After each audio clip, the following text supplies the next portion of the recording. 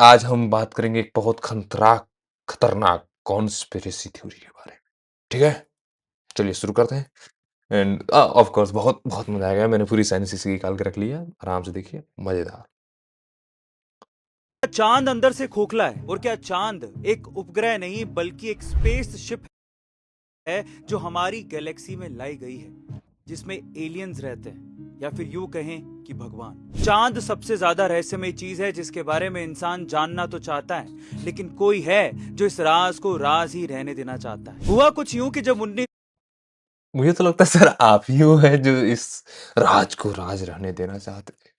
1969 में अपोलो 12 वापस अर्थ पर लाया जा रहा था, तो उसके क्रू ने जानबूझ के लूनर लैंडर को चांद की सतह पर फेंक दिया। और तब एक अजीब सी घटना हुई। वैज्ञानिकों ने पाया कि चांद लूनर लैंडर के टकराने से घंटी की तरह बज उठा और 1 घंटे तक गूंजता रहा।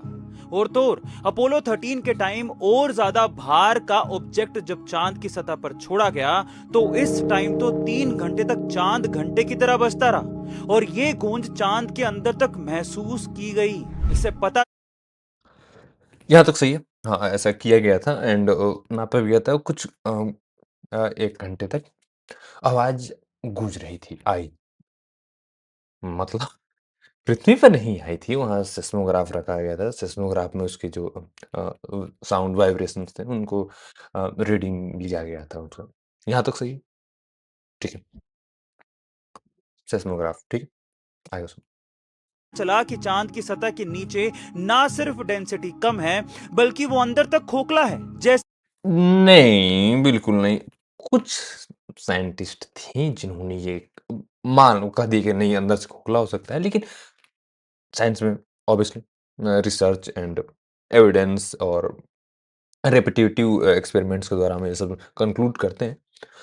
ये जो मानने वाले साइंटिस्ट थे इन्हें ऑब्वियसली सर कभी था नहीं एंड था क्या लेकिन साइंटिस्टों ने क्लियर किया बाद में कि जैसे कि अगर अर्थ पे ऐसा कुछ होता है जो कंपन्स होते हैं अर्थ के अंदर तो कुछ सेकंडों में खत्म हो जाते हैं क्योंकि हमारे अर्थ जो है बहुत अधिक पानी है अर्थ पे ठीक और हमारे ग्राउंड वाटर भी है ग्राउंड के अंदर भी पानी है तो वो एब्जॉर्ब कर लेते हैं उन वाइब्रेशंस को डैम्पिंग के द्वारा लेकिन जो चाँद है, वहाँ पे पानी बहुत लगभग सरफेस पे तो नहीं है और उसके अंदर थोड़ा बहुत पानी है। तो इसलिए कि वहाँ की जो एब्ज़ॉर्ब नहीं कर पाते हैं, ठीक है? जो वाइब्रेशंस होती हैं, इसलिए वो वाइब्रेशन बहुत देर तक वहाँ पे होते हैं। ये है साइंटिफिक। तो अब तुम बताओ यहाँ कौन रोक रहा है हमें ये चीज़ें जानने से? सर जी, बिल्कुल, क्योंकि वो कह रहे हैं कि नहीं चाँद खोखला है बस खत्म, इसके आगे कुछ है ही नहीं।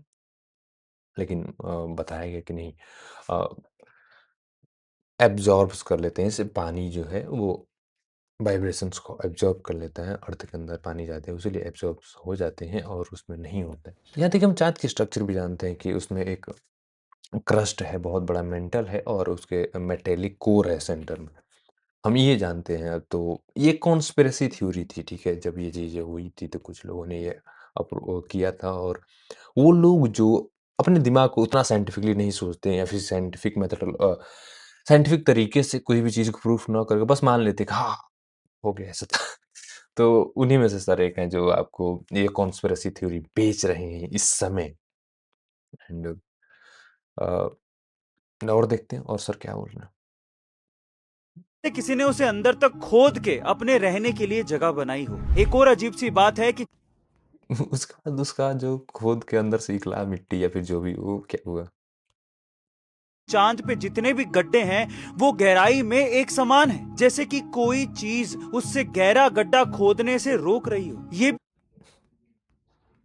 रोक रही हो तो किस पहली बार तो किसने गड्ढा खोद करके उसके अंदर के निकाला होगा जब कोई चीज़ रुक रही है तो। ठीक है मान लेते हैं ऐसा होता है लेकिन यार फिज़िक्स है जनरल फिज़िक्स कोई भी चीज़ जब टकरा रही है चाँद से तो उसका जो इम्पैक्ट होगा वो कितना होगा उसके हिसाब से वो गड्ढे बनते हैं और टाइम बाय टाइम फिज़िक्स के कारण गड्ढे जो होते हैं वो एक प्रोसेस से अ अपना एक रूप लेने लगते हैं। साइंस है ओके और आगे देखते हैं सर क्या होता अजीब सी बात है कि चांद धरती का 25% है, पर चांद पर जो डेंसिटी है वो धरती की मात्र 1% ही है। है। 60% है भाई 60% है सर। क्या कर रहे हैं आप भी? गूगल कर लेना।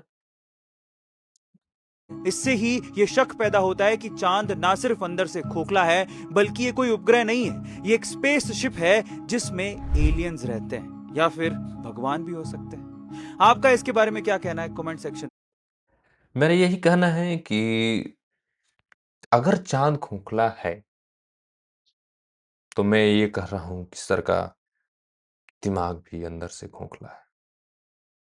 ऑफ़ कोर्स बोलिए तो हम प्रूव करके दिखा दें, लेकिन आप बोलेंगे ही नहीं, तो हम प्रूव भी नहीं करेंगे। ओके तो ये थी पूरी साइंस की क्यों वाइब्रेशंस हुई, बस और कुछ ख़ास था नहीं। मिलते हैं नेक्स्ट वीडियो में, आई होप मज़ा आया होगा।